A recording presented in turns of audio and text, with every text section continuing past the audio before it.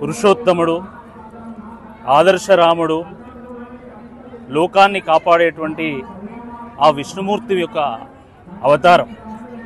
అటువంటి శ్రీరాముడి యొక్క కళ్యాణము అది లోక కళ్యాణార్థం కోసం జరిగింది కాబట్టి ఆ కళ్యాణము శ్రీరామనవమి రోజు భారతదేశంలో ఉన్నటువంటి అఖండ భారతంలో ఉన్నటువంటి ప్రతి గ్రామములో ప్రతి దేవాలయంలో ఎంతో అంగరంగ వైభవంగా జరుగుతుంది.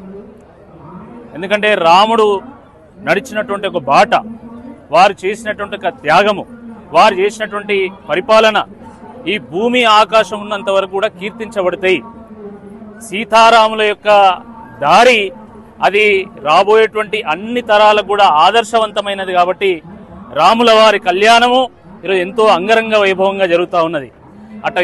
అయోధ్యలో రామమందిర నిర్మాణం తర్వాత ఈరోజు రాముడు నింపినటువంటి స్ఫూర్తితోనే ఈ తెలంగాణను, ఈ భారతదేశాన్ని ముందు తీసుకెళ్లాలనేటువంటి ఒక ఆలోచన ప్రతి ఒక్కరిలో ఉంది. అందరినీ ఒక లక్ష్యం వైపు మళ్లించగలిగే శక్తి ఆ రాముడికి ఉంది.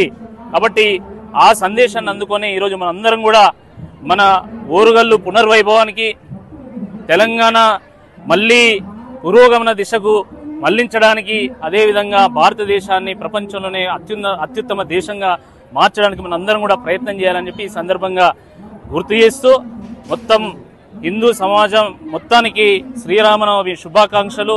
జై శ్రీరామ్.